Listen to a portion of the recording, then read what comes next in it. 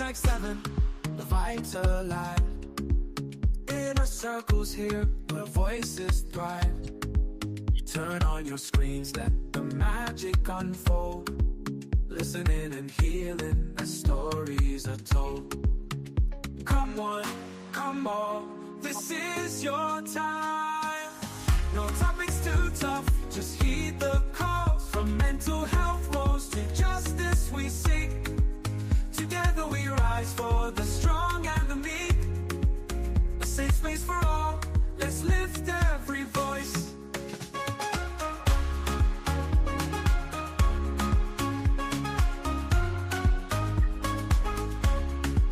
Inner Circle podcast where hearts unite. Sharing our truths, bringing hope to the light. Community strong, we're never alone. Together as one, we've created a home. Good evening, everyone, and welcome to Business Wednesday on the Inner Circle podcast. Today is Wednesday, October 8th. Man, October 8th, fourth quarter already. So, welcome to this edition of our business segment. And today's topic is retail shakeout, what thousands of stores are closing in 2025.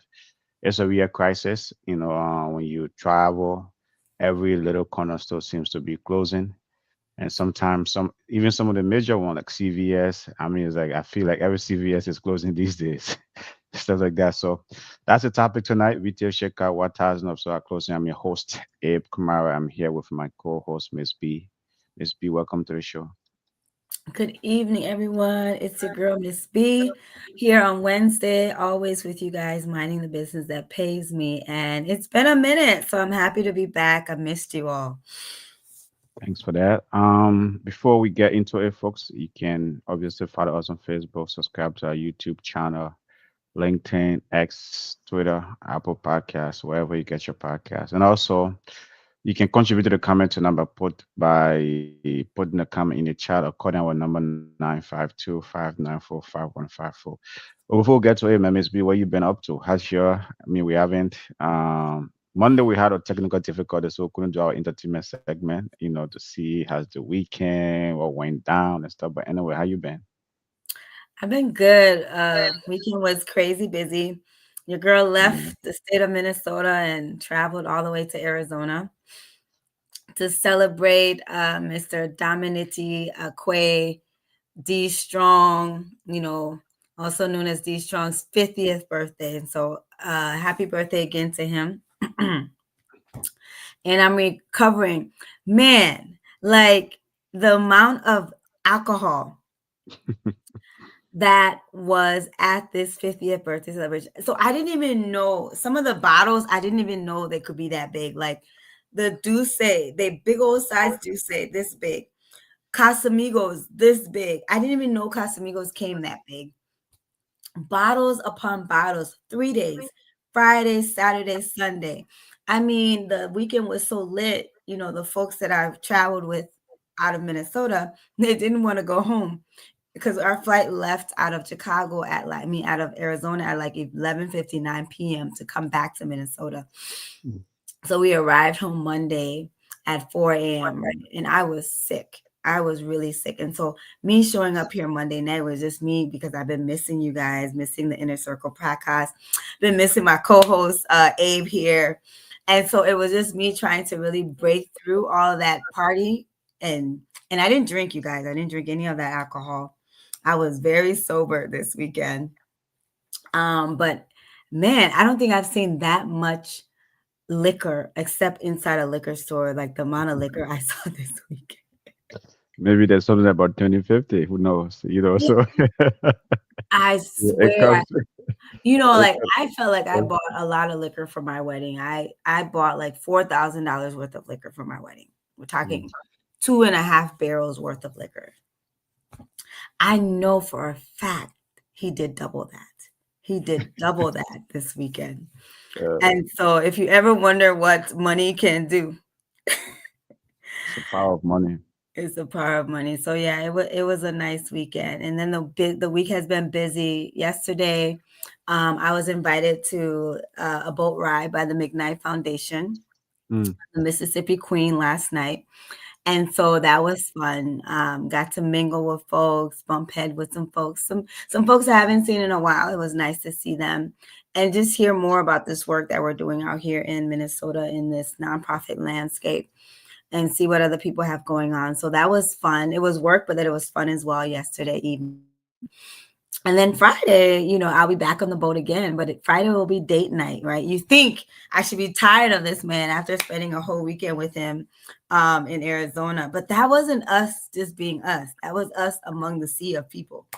And so Friday, we are going to go on the Lake Minnetonka, take a boat cruise, and then Saturday, we're going to have our business meeting. Yes, as a couple we have business meetings. And so that's a good way for us to begin our weekend of date night and then a business meeting. And then Sunday will be our lazy Sunday. So that's what I've been up to, y'all.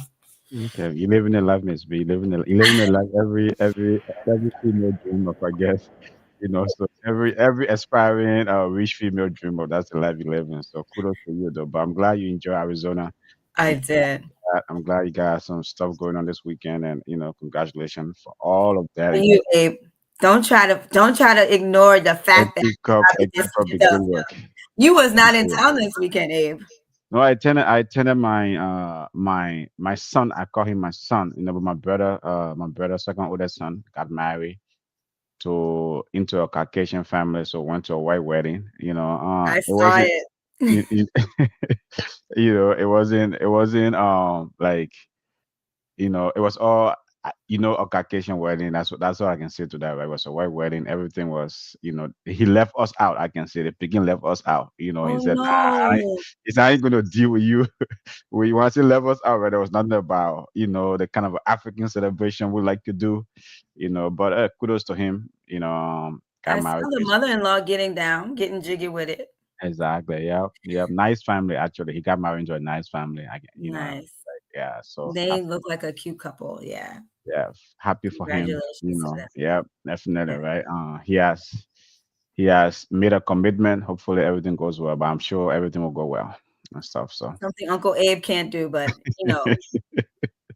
yeah, Abe not still yet. has a lot of time, according to Yeah, him, to make that commitment. So we'll yeah, see. yeah. So, yeah, we'll get there. Who knows? But anyway, folks. Yeah, so that was it. And then nothing else. Just been grinding here. Yesterday, Peters and I was on here, talking about man, the government shutdown. I think even the topic tonight, right, will kind of a touch on that. And then just feel that there's so much going on, right? So much going on. So, but that's the world we live in. You still got to live. The thing I love about traveling, or when you travel, you wonder, okay, what's going on, right? Is that, but when you watch, when you listen to the news, is it okay? I didn't know there was this much is going on. But when you travel, you don't even know what's going on. You Like don't Miss even B know. experience, yeah, you don't even know. I tell folks, get out of the environment. You Serious. know, yeah, get out and see, because sometimes, man, it's like these things, the news, the daily news would drain you, right? It will Yeah. actually drain, it would drain you. You feel like the war is coming to an end, everything is It's falling not. apart. It's not And then coming when you to an and end. then when you travel, you say, but wait, I thought that so much was happening, right? But nothing. Everything is like over the normal. That's how I Yes. say. That is so true, overly normal. And then what I will say is that all the Fargoians, they're moving to Arizona. Yes. Fargo, folks on Fargo. Fargo's folks are moving to Arizona. Because as you Okay. talk about store closing, things are getting expensive in Fargo. And they never really had a good job market. It was just that the housing and stuff was cheap. Okay. Okay. And so, again, like I always talk about that, everything else is allowed to increase except wages in these states, right? And Mm. so, yeah, I noticed a lot of Minnesotans who were in Minnesota who moved to Fargo are now in Arizona. So, Wow. Okay. So yeah, migration, right? Another migration. Okay, yeah, that's an interesting thing. Maybe we'll cover migration here one day. Right? we'll Internal, cover right? migration. Internal migration, right? Folks moving from one state to another because of maybe job opportunity and things like that. So, but that's interesting though. I think maybe the oil boom is over, because I think it was the oil boom, right, when Yeah, North in Dakota was Wellington. booming, and stuff. Everybody wanted to move to North Dakota. I hear at some point, I mean, there was like 10 years ago, it said Walmart was paying like $30 per hour. So whoa. Yes, even before COVID. Exactly. You Yeah. know, so I guess the oil boom is over. But anyway, folks, tonight topic and retail shakeout, why thousands of stores are closing in 2025. It's be I came across the articles like this year alone, 2,700 stores will be closing this year alone. 2,700 stores. And I said, right, one of the beauty I love about traveling when you see like every little corner store, oh, this store is going out of business. This Yeah. one is closing. And then, like, as I said, right, like CVS, like, it's becoming like a dying beast. You know, there's no, you don't see that many CVS, even Walgreens is closing. And these are stores that you always see at the corner store, right? So it got me thinking, is it because of the economy? Is it because maybe like folks are shopping online? For me, I'm old school. I still like to walk into a store and shop, okay, because Same here. I like to feel things. But I mean, I'm wondering like, what's the combination here, right? Is it an economic factor because I mean, rent is becoming expensive, or just like maybe everyone's gravitating, online. And I think what people need to process that businesses pay rent. Yeah. Rent Hmm. is a huge part of their overhead. Yeah. Yeah. Yeah. So Yeah. Especially oftentimes what retail. I'm seeing, yeah, especially retail, oftentimes what I'm seeing is that when you hear of closure, it was due to my lease is up, the rent is high, so I'm leaving, right?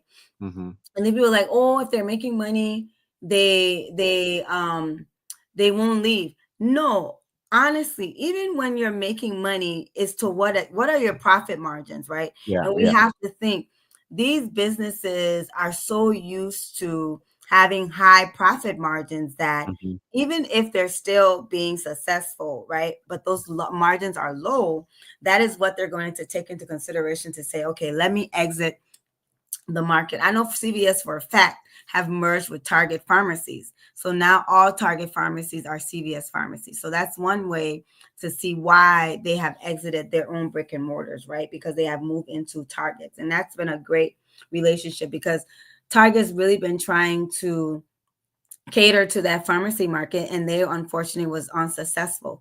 When you think about the Ulta Beauty and Target merger, Ulta really helped um Target with people not buying people buying like leisure stuff and versus buying their everyday items.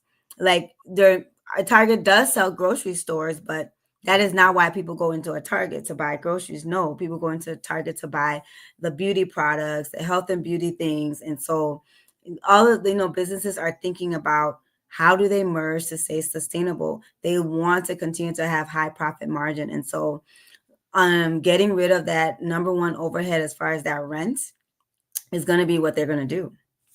Yeah, definitely, right. I mean, obviously, to your point, I mean, rent is really, really expensive. Even though you think like, because of, COVID, there were a lot of retails, there were a lot of, empty stores or spaces, right? Like folks were not renting them, but it's like it seems like, landlords are still kind of jacking up those rent, from whoever is renting them. And it become even acute for like actual like immigrant businesses, right? Because one of the thing about immigrant as an immigrant, when you want to get into a business or you want to get, I mean, retail is one of the easiest point of entry, right? To get into it. You want to open your store, maybe with maybe like African market or maybe clothing or maybe something. But when it's become so expensive, right? And sometimes like as you said, the profit margin is so little and even like customer traffic. That's one of the things too, right? Yes. Traffic. Yeah. Traffic becomes difficult, right? How do you? And one of the things our folks struggle with is the marketing piece because opening and brick and mortar, right? It actually require marketing. I mean, Marketing. every day when you open your store. Every day when I open my mailbox, right, there's something from my local, store right behind me, right? It's like there's something. I mean, there's some kind of advertisement. Yep. I don't think most of our businesses actually do that. Because what the reason why I mean Hy-Vee is doing that is because they want to drive traffic into their store. They know I see Hy-Vee every day, right? But they still send me marketing material because like they want me to go. I mean, they actually want me to say, hey man, you need to, come and check this out. Maybe we have this sale or we have something special going on. Right. But because of especially in our community, most of our retail businesses don't do that. I think it is a really, really difficult environment for them right now. Even though some of them might not have clothes, right? But when you combine the aspect of online and then versus, the economy, rent, the economic challenges that's going on, it's hard to maintain a retail store in our Yeah, community.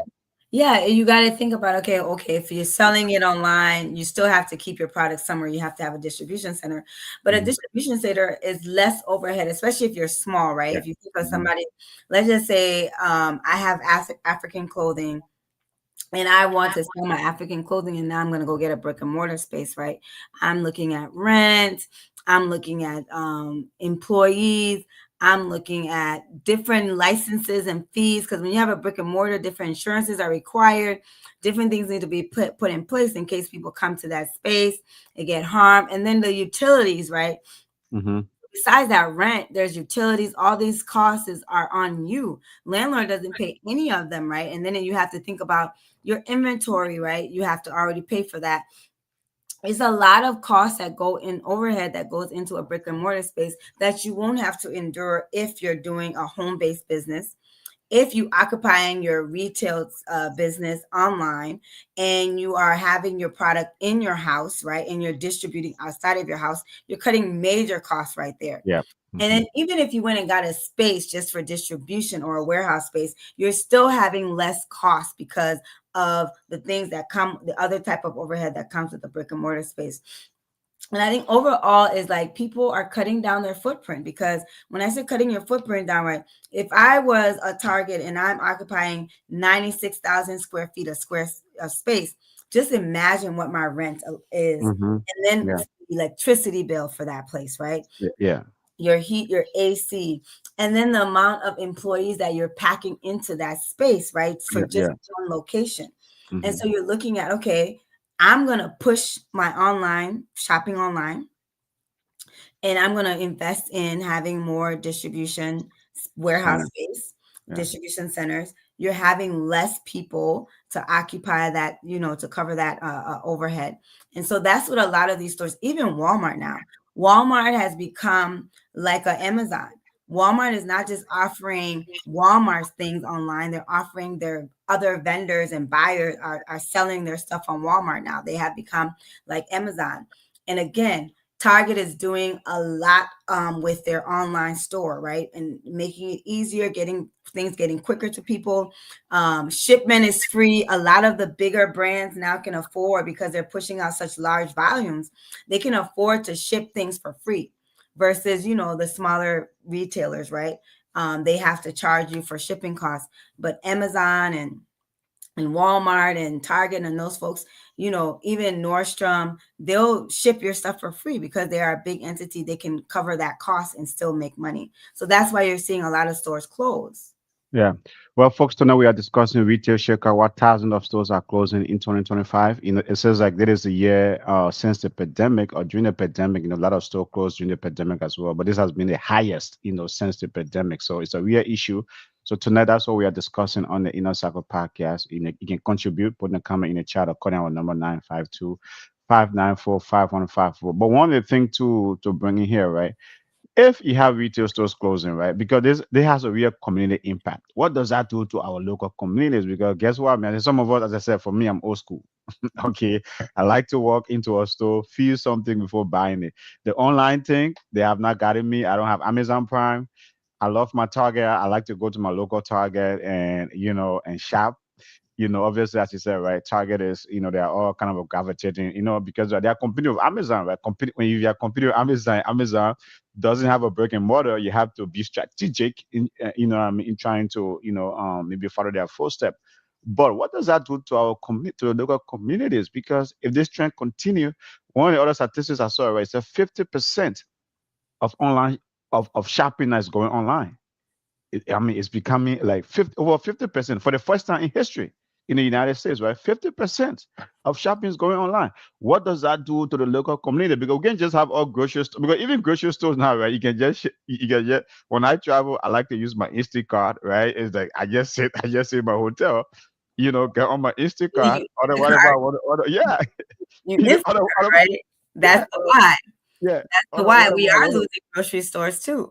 Yeah, I mean, obviously, like if you are local to the Minnesota, I mean, to the Minneapolis area, right, Minneapolis and Paul, it seems like all of the coffees are closing. But what does that do to the local community? Who are going to replace those footprints, as you said, right? The footprints are going. Who are going to replace those? And what does that do to the vibrancy of our community? Because it's I scary. think I think to an extent the economy operates in solo, like sectors operate solo. Like you think, right? People only get 2 days out of the week, and online shopping has provide us more time to rest. I get 2 days off in the week, which is not enough, right? And so those folks that are anti 4 day work week, you got to think now you provide people more time to experience the retail, to get out of the house and go and do some of the shopping. But if I only got 2 days in the week, the less running around and errands I have to run, the better. And so people find themselves, I'm off, let me shop online. I need to buy groceries. Let me Instacart it, right? I'm finding that me shopping online is affording me more time to rest, just to rest, right? And we need to figure out why other countries are not having this problem, right? Because there's a lot of leisure time factored into their economy, into their system, into their society that we do not care. And there are people who are actually thinking people are not working hard enough. They're not working enough. People need to have 20 jobs. Oh, who cares if they only have 4 jobs? They need to have 20 jobs. And everything impacts, each other. Your inability for your society to have time to spend the money they're working so hard for is impacting other industries. Movie theaters are struggling, restaurants are struggling. Yes, the economy, there's tariffs and stuff happening, but the people who do have money don't have the time. It's a good old saying, you have money, but you don't have time. You don't have money, but you have all the time, right? And that's a true reality, right? The people who have the money really don't have the time. That's why you see MEA weekend is going to be so busy because everybody's taking advantage of that time, that the weekend. I'm off, husband's off, the kids are off. We're going to pack it all into this one weekend because we won't have this time again anytime soon. And that is ultimately impacting our retail. Yeah, obviously, as you said, right, those the haves and the have-nots, and those again, even like even in our community, right, you don't hear MEA weekend a lot because I mean our folks are gonna be working, some of them are gonna be working that doubles. I don't think they even know what MEA weekend is, right? You only hear that, I mean, you only hear that lingo when when you are Professional service people, yes. Nine exactly, to five exactly. But people, yes. yeah, but most of our folks don't even know what NBA weekends. But to your point, though, right, is like But again, I come back to that. I know the economy I mean, is shifting. I know you said time. I feel that we have time, but it's just that like I feel that I do feel that we have time, but we don't want to make time anymore. That's the thing, right? We all don't want to make time anymore. We are so busy with life is becoming so busy. We are not taking time to because I've to me like driving to my local Target or maybe driving to my local Hy-Vee or driving to my local grocery store, it brings out something. Maybe I'm seeing a cashier I mean, the cashier know who I am. Okay, eventually, I mean, the cashier get to know who I am. But just interacting with someone online, it takes away that community, and that's one way. And that's one of the thing too, right? Is that when these online stores are when these retail stores are disappearing, the whole if everyone just doing the online shopping, the whole thing you're hearing about loneliness, America is becoming a lonely country. Folks are becoming lonely, and things like that. These are some of the issues, right? Because it's like local communities are vanishing. Local communities are it's like no one is like I said, no if this trend continue, right? You add economic pressure, right, with the high cost of rent, high cost of overhead, insurance and all those things. You add other factors, and then this trend towards retail. You add all of that. I don't think we're gonna have a retail environment, maybe 5, 10 years from now. It will No, be it will be tough to maintain it. I think for every disappointment, there's a blessing, right? And I think what some of the opportunities that I'm seeing with this shift for the big brands is that local businesses are able to come in. So what you'll notice now is that all of the what used to be J.C. Penney and Macy's are being cut down.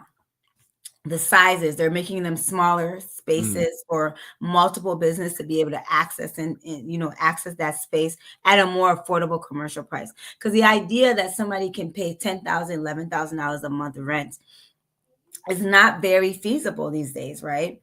Like, just I remember the TJ Maxx in Brooklyn Park.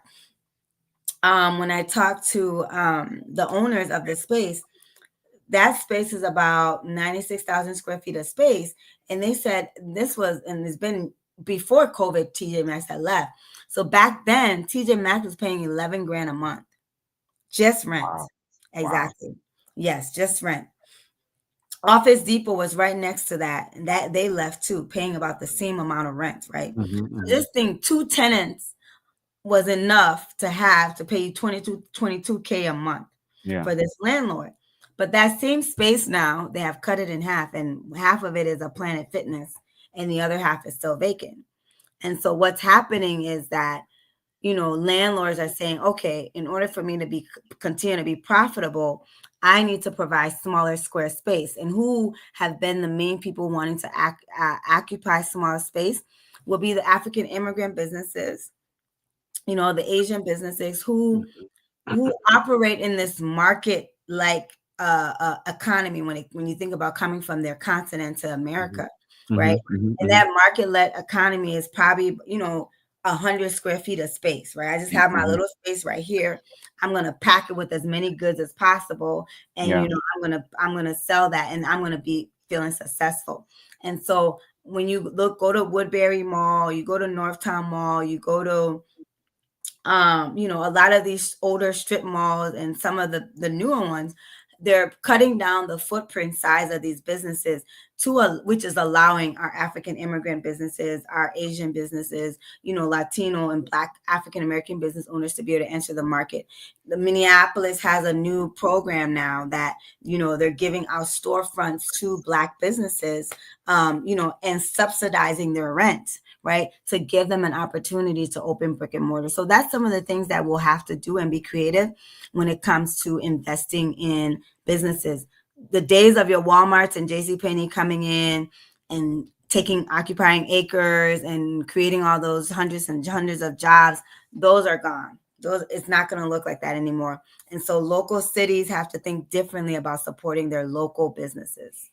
Yeah, I mean, I agree with you. I don't even think I haven't heard for a while. Even in Minnesota, where like a new Walmart going up. You used to hear that like back in the day. You used to hear that every every city almost like it was a war. No, I don't. We don't want this Walmart, right? It brings so much traffic. Now you don't even hear that anymore. And even Target. I don't know when was the last time a brand new Target store was built. I think they're just closing them down, and the efficient ones, the one that are not generating any profits or any traffic. They are closing them down and focusing on the one that are very very efficient.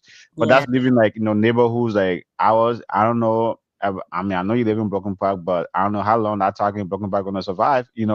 But but but because even though you said like the affluent of those who have where they have don't have the time, but I feel that if you go into those communities where they actually like to drive or go to their local Target, they like to go there, right? In like, but like our community where like if a target leave, I mean like the Carrefour is no longer over there, right? I know Hy-Vee is there, but like I mean like the Broken Park area, right? Carrefour is no longer over there. But to your point about immigrant businesses though, right? I think we gravitate towards more human interaction actually, right? Like I mean the Asian store, when you go to the Asian store, they be so packed, you Yeah. know, they be Yeah. so packed, you know what I mean? Stuff like that. So we It's a gravitate toward social place.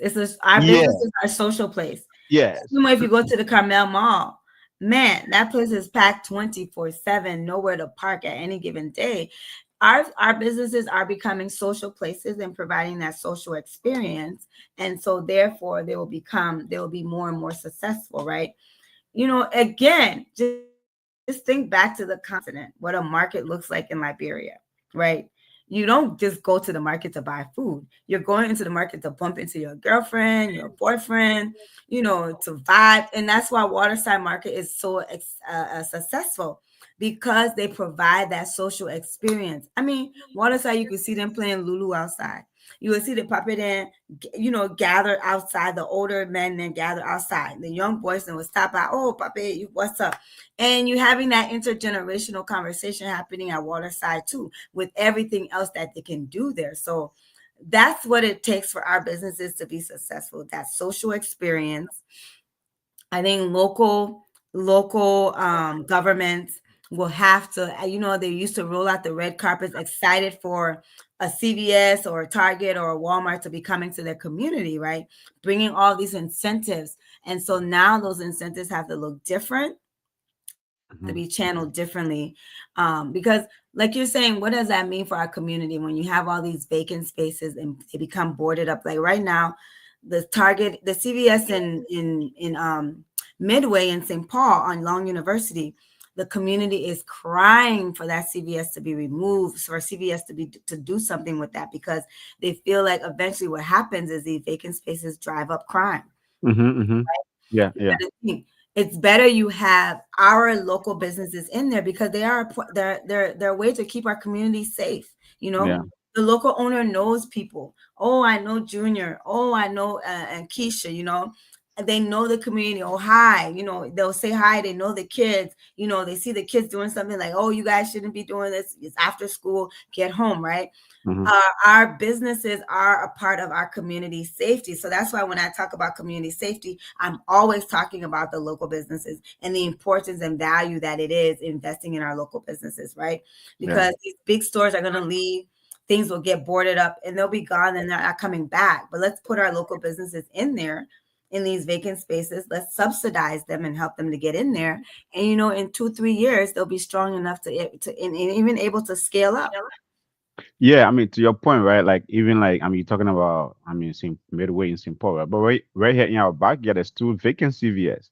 I mean, is it a possibility that the local government, I don't know who owns it, right? Whoever owns it, right? But local government work with the owners, maybe repurpose them into some kind of a strip mall, with little stores, and because those are things, so maybe we'll low. What kind of whatever rent folks can afford, right? But with rent that folks can afford to be able to, because I said, though, that's the easiest point of entry for immigrant businesses, right? Is that you want to open your little store, do your little thing, not paying exorbitant, in rent, But is it a way that, I mean, local government, I mean, you in nonprofit, right? You deal with these folks every day. Is it a way like instead of that CVA had been sitting down there for maybe almost 10 years now vacant. I know 5, 10 years vacant. I've been hearing conversations about how the city wanted to repurpose it for a Liberian Mall. I don't know how far that went. And then now you have the one in Broken Center sitting there vacant. I'm sometimes like you even have folks, right? I wonder when you go they go and inquire about this thing when they when they call the price to them or how much it costs to rent it. Is it really? Are you serious or you just kidding, right? But you rather it sit there empty and vacant. I know probably getting tax breaks on it, but can the city step in to kind of repurpose this thing for like break it down, maybe build a local strip mall, little shops for little businesses. So yes, I worked with the city of Brooklyn Park through my work that I do for them to acquire the Northwind Plaza, where you see the vacant CVS. The city purchased that property in 2021 for $7.3 million. And I love to tell this story because there used to be a gold, not a gold stream, Experience Fitness used to be there. I used to go to that gym. And they left. And so that was 26,000 square feet of space was vacant for years. So in 2021, working with the city of Brooklyn Park, they was trying to just have an ethnic market. And we said, no, buy this strip mall. This strip mall had 100% Black BIPOC businesses in there. Every owner, even the UPS, is Black owned. And when they bought this strip mall, lo and behold, they was like, wow. Whether or not they invested in the 26,000 square feet of space, the strip mall is making money. It's cash flowing very well. And so the city buys the strip mall. CVS still has a 15-year lease. So although CVS doesn't own the ground, the property, they own the building, and there's still a 15-year lease on the building. So eventually when CVS's leases expire, the building will then become the ownership of the city. So right now, CVS still can decide who they want to rent that building to. And unfortunately, what has happened is CVS is a big corporation. They have Abraham, let's just say technically Abraham is managing the leasing and renting of that space. Abraham is not CVS. He could care less. And that's what's happening. The person who's managing the leasing and renting of that space, they're getting paid whether it get leased or not. The property Yeah, the property owners is getting is the obviously getting paid, our but it's just community, multiple of our community members have gone and approached that property manager about renting that CVS space, and they have not been successful, right? Um, and so what we're asking the city to do is to get involved in that conversation to say, hey, how can we support a business coming in there? Because even the idea that we would go and break it up into smaller pieces inside, you can also build on top of that CVS, right? So just think if we have multiple levels, right? And so I would just say break it down and rebuild something and that rebuild is an something that option. That is very much an option too. But you know, quick a plug for the small business center, which is now in the old experience gym space. There is vacancy in there, folks. So go ahead and inquire about renting a space. They're affordable, they're smaller, more affordable commercial space that you can access in the Brooklyn Park Small Business Center. So, okay, I'm glad you brought that small business center up, right? Because I've had local government officials on here and they kept talking about this small business center, small business center. Is that where is it located? Is it located? But I think one of the things though, sometimes maybe because I mean, I like to say I'm in the community, but a lot of community members don't know about these services, though. I mean, it's like, the newly elected, state representative, from the area that was talking about our small business area. In the junior elections, you have a lot of folks talking about it. I've heard who that talk about it. Where is it located? And and can you talk about it more? Like, what does it do? Like, I mean, let the community know because those are things that all over this country where there are services available, I think like this to the community, but our immigrant population, our folks don't know about it. Like can for those local to Minnesota or to even the northwest suburbs, can you say more about that? Because I have it has come up in conversation many, many times on this Inner Circle podcast from your local government officials. So the Brooklyn Park Small Business Center is located at 7970 Brooklyn Boulevard. Hmm. It's in the Northwind Plaza, which is right across the street from Dragon Star in Brooklyn Park, right? And the center, if it's 25,000 square feet of facility space, you can do offices and retail spaces there. There's 60 offices and retail suites for rent, and they can be fully furnished for you. There's co-working space, meeting and training room. And then there's also, a mothering room. It's a nice space. What happens is they offer membership and pricing. So you can do pop-up, like you show up just to use it for a day or to rent the meeting room, or you can have your physical office be there on a regular basis by renting an office space, or you can have your retail space, like massage business, beauty salon business, a boutique business, real estate office, whatever you can think of that you can have that type of business inside that small business center. Again, it's right off of Brooklyn Boulevard. The light rail is going to be coming eventually. So just think about the traffic that's going to be coming down that West Broadway corridor in the city of Brooklyn Park, coming from 81, going on that West Broadway corridor. You have the North Hennepin Community College right down the street. And so it's a great place for somebody who's just starting, who's never had a brick and mortar space before. You're not there alone. You can feed off of the other businesses that are in that space and drive traffic to each other as well. Is there a way can you also go there though? Can residents of Broken Park or maybe the northern suburbs can they go there to like maybe because some of the things I hear, oh yeah, you can go there to maybe what try to if you want to launch a business, if you want to learn about maybe a business plan, or I mean, what kind of besides the renting the physical space itself, maybe for a deal or whatever, what other services I mean does that space offer? So you have Push Strategists, which is a consulting firm. Mm. She provides consulting. They have some opportunities going on for like internships and different things and what have you.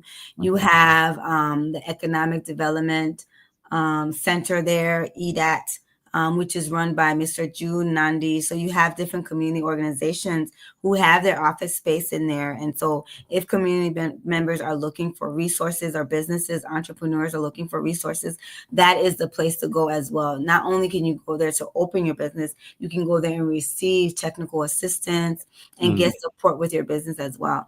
And when you go there, they'll tell you about my organization as well, and the resources that we provide as well. So Okay. it's a good place for you to go and get information. And so just walk in. It's also a place for you to work out of again. So, right, if you look, just think about a Caribou. The same thing you would do at a Caribou, you can do at this small business center. They have booths, access to Wi-Fi. They have a kitchen cafe area. And so, it's a great space to work out of. It's a great space to meet your clients or meet with other community members, have meetings and what have you.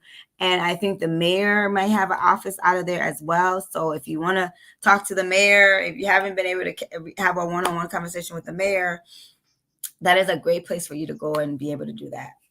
So is it like, I mean, what you're talking about here, right, seems to be, and the reason why I kept, pushing this, because I think all over, as I said before, all over this country, you have services like this. Is it one example of local government trying to actually help, small businesses in that, in this community, right? Say, look, man, we need to help you guys, so we're going to establish a dedicated small business center.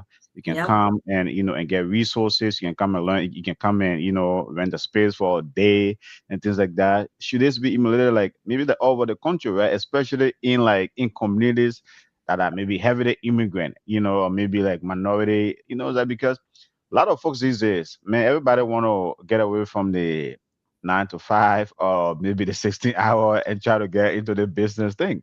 But getting started is always tough, So I think maybe like local government should actually, maybe follow the example of what Broken Park is doing, right? Or establish like a small business center, to help local businesses. Because I said every one of your elected official talk about that. I've been trying to say, okay, where's this? Because I live in the northern suburbs. I have never interacted with that space. And what you're telling me now, I always drive by it, but I didn't even know that it existed.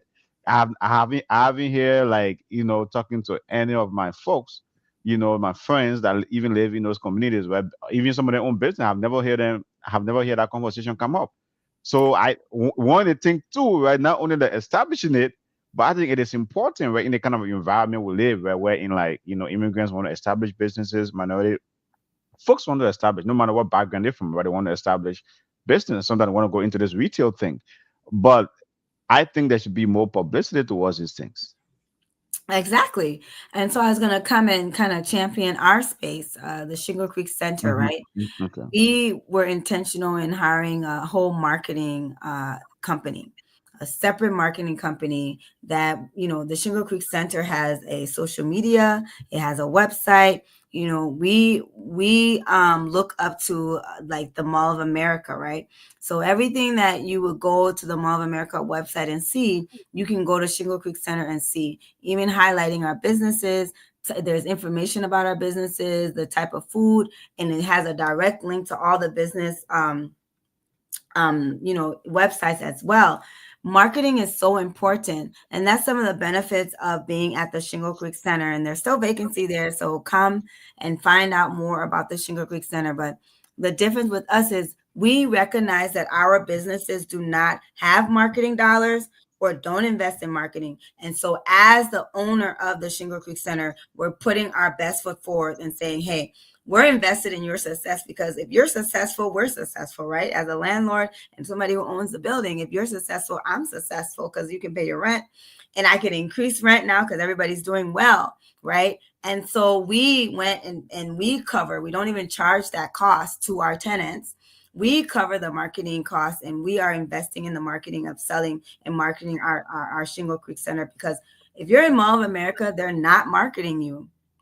They're selling the idea of the mall, but you as an individual store are not being marketed. And that's the difference with us.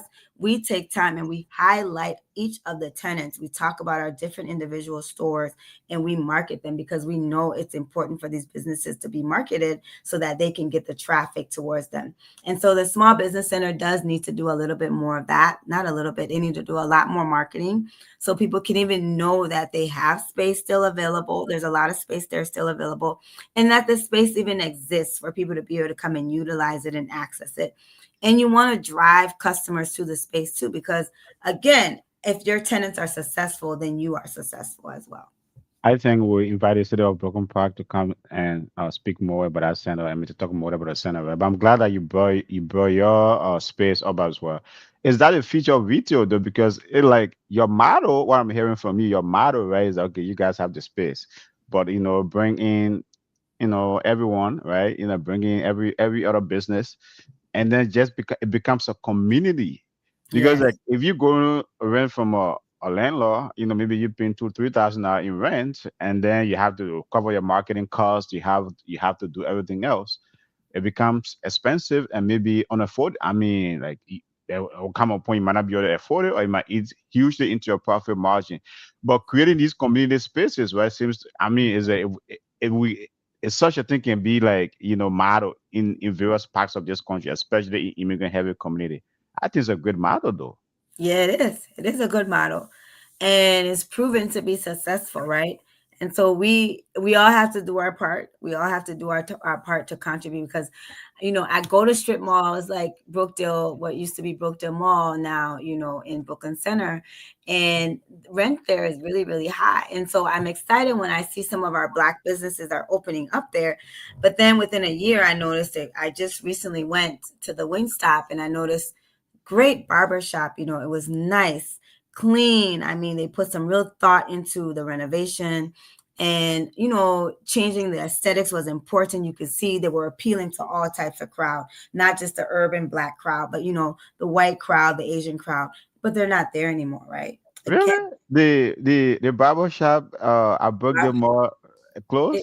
it's gone. It's gone, Oh. right? Mm-hmm. And the fact that it's gone, it probably had to do with the fact that foot traffic. Just because you can cut hair don't mean people are going to come.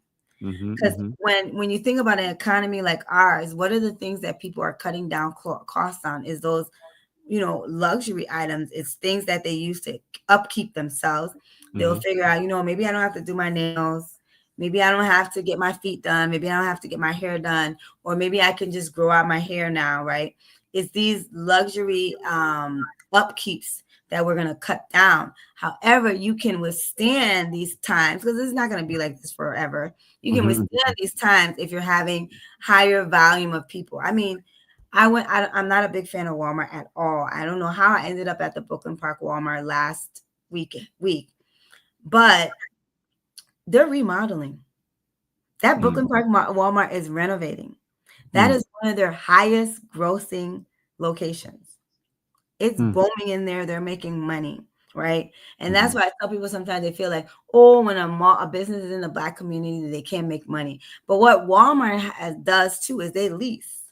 Walmart doesn't own, so that's the difference sometimes between some of these locations. Is like it's probably cheaper for me to lease the space than to build it and own it, right? And so you got to think about all those different components when you're in retail, right? And so again, Walmart in Brooklyn Park is renovating. Walmart in Brooklyn Park is making money. That's one of their highest grossing stores, right? And so we have to think about, in Walmart advertises. Walmart has commercials and still advertises. So another thing our folks need to always be thinking about is the importance of marketing their businesses. Advertising is so important. Yeah, though, right? I mean, it's like definitely, it is always any business you got to advertise. If you don't advertise, you're not going to get traffic. Online business, retail, and things like that. But I want to push this more, though, right? As retail, as I said, like I mean, when we started the show, 2,700 stores are going to be closing this year, especially for small businesses, especially for immigrant businesses and Black businesses. That's it's like they are probably the makeup majority of those stores, right? Those retail outlets because rent is high, insurance is high, overhead is high. But having these community spaces though, where maybe everybody can pull their resources together, everybody can pull together, it's like we are all in this together. We can feed off of each other, as you said, instead of maybe that barber shop going down there renting a space by themselves. But if they were in a community space, right, it's like even if you had 2 3 barber shop there, but they could what compete, it could drive traffic. You come there, hey, if you guys are busy, I can go to this one. All of that, right? The rent is low and things like that. Could this be a model that could really, because look, immigrant, when it comes to retail, that's one of the fastest way and easiest way for immigrants to establish a business. Could this be a model that could really, change the game for immigrant-led businesses? Exactly, definitely, because I think that's what makes other people more successful than, others. Because let's think about salon suites. 99% of the salon suites are not owned by salon stylists. It is a model. It's a business model. Salon suites are, somebody has seen an old Family Dollar space. I go in there and I renovate it to create small salon suites where I can have Mm. multiple hairstylists Mm-hmm. having their own space, Yeah, right? it's their own unique business. I'm only like, the probably the And overall owner. Yeah, exactly. So just yeah. think about walking into a Walmart, but instead of different departments, you have different salon stylists having their space in that space. Mm-hmm. A new one just opened. It's called Vista Salons. It's off of Brooklyn Boulevard. It's in Brooklyn Center. If you think what used to be there, it used to be a Family Dollar, Okay, okay. where there's the Asian store. Enterprise is there, and Hertz is there. So now you have, Oh, okay, yes, okay, okay. I it's know what you're so talking about. nice, nice. Yeah. I'm like, why can't the rest of the strip mall look like the salon suites? Because it's white. Yeah, it's white. It's welcoming, it's inviting, and I'm just like, okay, landlord, why aren't you finding money to do a facade improvement and make sure that everything flows? Because aesthetics matter, right? You're Mm-hmm. impacting the ability of this salon suites being even more successful because you don't want to upgrade the rest of the space. But yes, this is an opportunity for folks to come together. I was just in a meeting today with a bank. Some lenders came to our office, and we were talking about how our businesses can come together and be able to access capital, because the idea that banks want to continue to push this sole proprietorship it's a barrier for us, right? It's Mm-hmm. a barrier in the fact that you're expecting Denise alone to have her good credit, to have the money to save up to open this business by herself, to be able to access that loan. I got to bring my own credit equity. I have to bring my good credit. I have to be able to qualify for this loan to open this business by myself. Whereas I would probably be able to quicker get into business and do business well if I were able to bring on 5 or 6 more people with me. So it was like, oh yeah, we do partnerships. I said you probably do partnerships in a way where you have to look at all 6 of those people's credit. Oh yeah, we just did 9 people. They came together to open a grocery store. I said that is the problem. Yeah. That's the problem. You had to look at 9. You had to pull 9 different credit, and they got quiet. And any one of them that mess up there, because guess what? I said, nah, that's Yeah, and you the have to lenders. Yeah, you the have to lenders. grab that person, or Yeah, and he was like, "Oh, some people had 600 credit score." I said, "So, if 9 people got together and brought you $300,000 worth of capital, you're gonna tell them no, they can't. Oh, you can't do business with them. You can't lend to them, you know?" And Mhm. they got quiet. I said, "You, as a Black-owned, BIPOC-owned bank, you need to think of how do you function differently for your people." Yeah. Right? How do you function differently for your community to be able to access capital?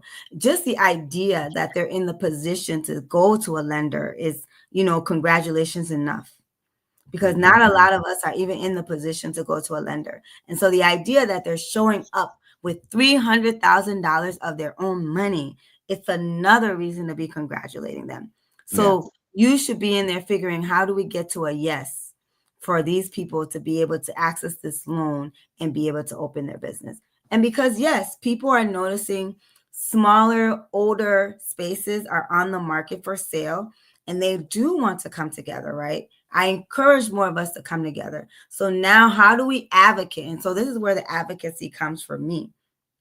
Mm. How do we advocate for banking to look different? Because banking has to change, right? The idea that you're only going to be for the wealthy and available for the wealthy, banks are closing too. That's the Oh yeah. reality. Banks are Mm-hmm. closing too, right? And Mm-hmm. so you have to, and it's all about taking risks. Our Yeah. president filed bankruptcies all the time. Mm-hmm. And so, you always want to look at this as a high risk just because of this. So now you have to think differently. Okay, you know what? Let me be open to the fact that Abraham is coming with 6, 7, 8, 9 other people to do this deal instead of us just relying on Abraham alone, right? Mm-hmm. Mm-hmm. To me, the deal looks better. Now I have more people I'm in a relationship with alone versus just Abraham. No, obviously, I mean, banking, I say instead of banking into change, right? I think we need to get into banking because like that's one of the things that's suffering us. But obviously it's a highly regulated environment. So sometimes even getting the paperwork is hard. But I do agree with you. That's the access to capital is actually, is a hindrance to us because this whole retail model, right? As these retail stores are closed, because when you're operating by yourself, sometimes even like you can have two, three people have a retail store. You got a friend, and I have a friend, we got a community space. It's become a traffic, as you mentioned, what else I added. You go there, it becomes a communal gathering. You come there, once you go somewhere, you lecture one or two times, or you have fun, one or two discussion, you're not going to leave there empty handed, right? You might, hey, let me grab this thing, or let me grab that, and things like that, right? So I think, especially for our community, I mean, the ideas that you're bringing up here, it will actually work for our community, right? It's a lot of immigrants, especially immigrants from Africa. I think these is like if you go to like every community around here, right? Sometimes you have two, three African stores, right? Every one of them have a different, at a different location. But what if maybe they just have a communal space? They can still be there. The traffic can still come there. You Yeah. know, the traffic can still come there. It doesn't have to be like, hey, I have to be, at this distance and I have to be here. We can all be in that same communal space. Traffic will come. And that's another thing. Like for the longest, people when they were in the Brown building, the executive building in Brooklyn Park off of Brooklyn Boulevard, and I know they missed that building now, right? They didn't realize what they had, but they used to be upset. Oh, why everybody want to be doing the same thing? Why everybody want to be selling the same thing? And then when the time came where they were being pushed out, they was like, no, we value each other being here. We drive traffic to each other. I said, you see, this is what I've been saying. The idea that some of these salon stylists will go and do a lease with a landlord and putting a clause in there that they shouldn't let any other salon owners come into this building.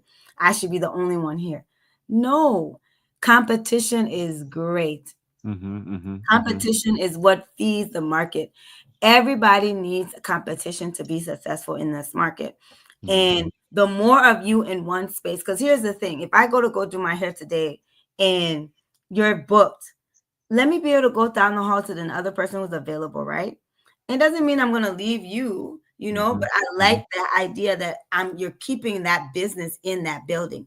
Because if I have to go to a totally different building, get in my car and go to a totally different location, you're most likely losing me Yeah. than if I went to somebody upstairs above you or somebody next door and say, hey, I'm so booked today. My client has an emergency she needs to get done. Can you please help her out, just for Mm-hmm. today? I'm Yeah. going to appreciate that.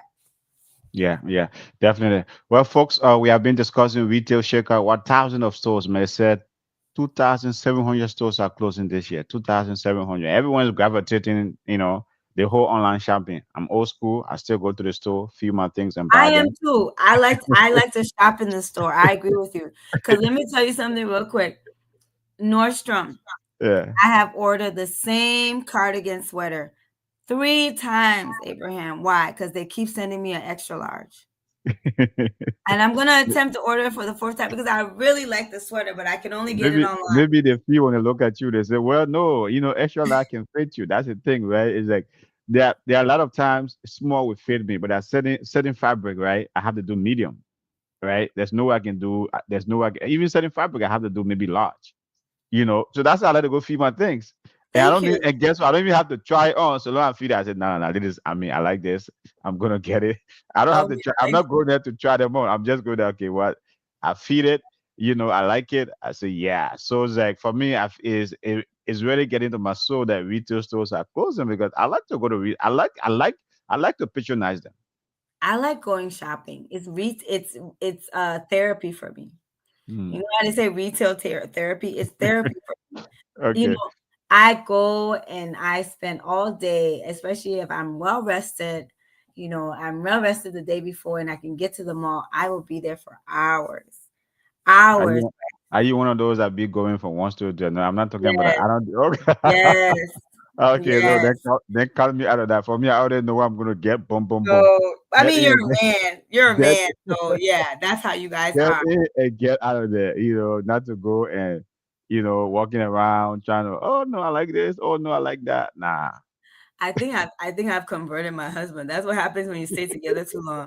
So we'll go to we'll go to the gym on Sundays, Yeah, and his favorite place to go is TJ Maxx after we leave the gym, and we could be there for hours. He yeah. go to his section, I go to my section, and he comes back with a lot of stuff, and I'd be like, no, no, no, no, no, no, you already have that. Yeah, and so yeah, we both love to shop and love to shop and feel our stuff and try our stuff on, look at it, look at the price. We get excited when we get a good deal.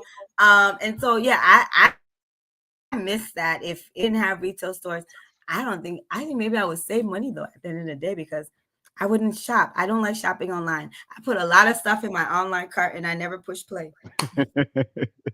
Okay, I mean, and I hope the other thing about online shopping, right? I think it can become addictive.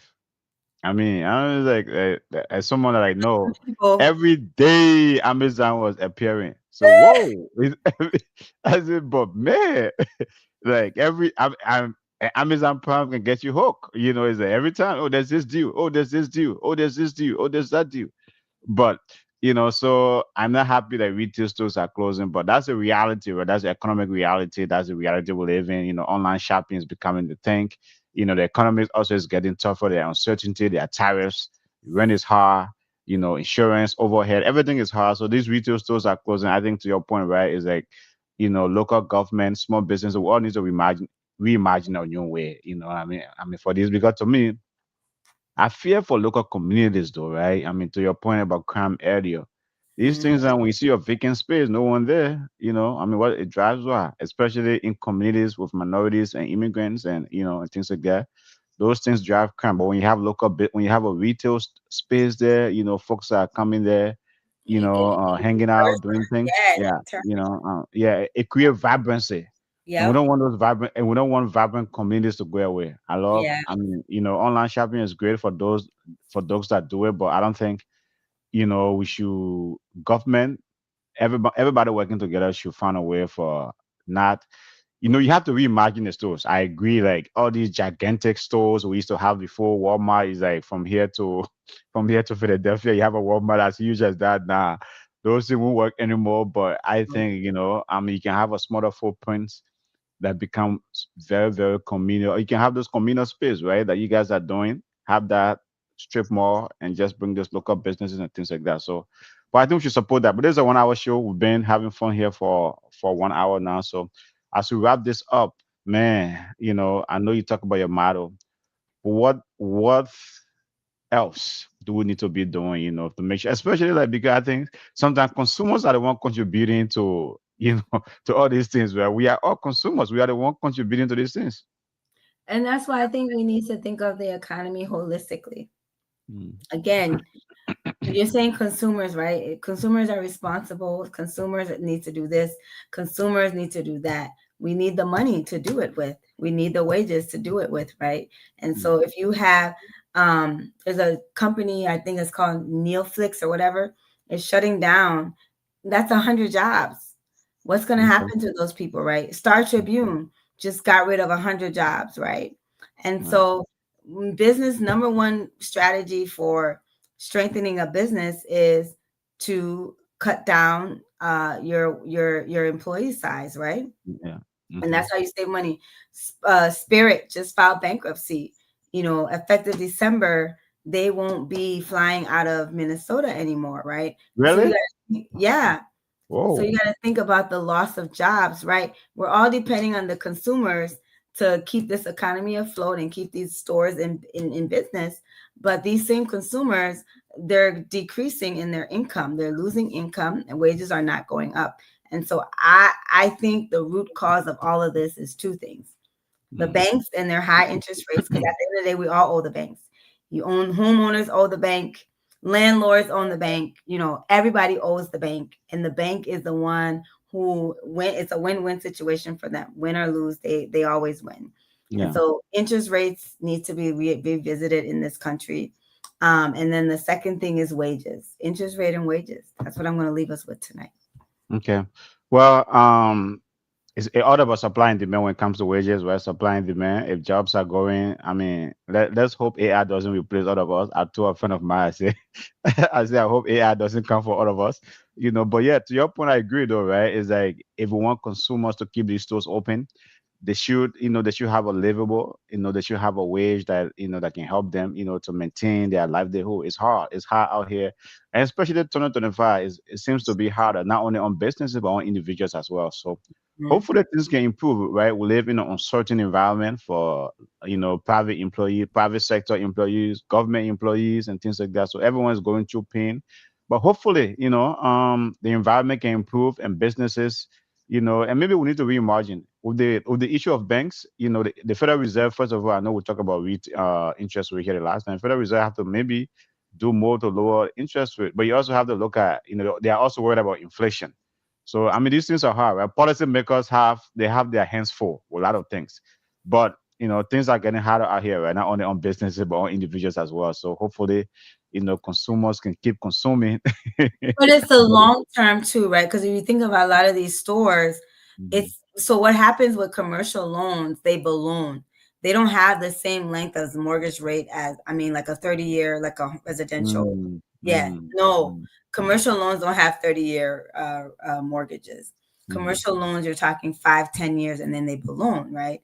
And so just think about how much capital is being eaten up in interest within a Yeah, 5-year commercial loan, right? And yeah. most oftentimes, all commercial loans get refinanced within that 5 years. They have to. Wow. Yeah. Wow, wow. I mean, maybe that's something to look at. Maybe like and then turn it into the residential model, right? Because if you want to, especially for local retail, I mean, rent is to your point earlier, right? Rent actually, even man, look for renters right now, a fee for them, right? For those with high interest rate, even like I mean, residential property, a fee for them. It's hard, these things are eating into people savings, not only their profit margin but their savings, right? It's getting hard out here. So but yeah, but hopefully things can improve. Hopefully things can improve. But I like your parting comments. Banks need to do more. Maybe we all need to do more, and we all need to start making more. So Thanks of and course, wages. yeah, well, Interest and folks, wages. definitely, folks, that's the end of our show tonight. We'll be back here next week Wednesday. We are back here tomorrow for another juicy topic, and then we are here again Friday for another good one. So you all have a good night, Miss B. It's glad having you back. I'm glad you have fun in Arizona with all those alcohol, but unfortunately you can't drink. I know, right? So whatever, folks, you all have a good night, and we'll see you guys back here tomorrow, same time. Good night, With everyone. laughter and love, we break down the walls. No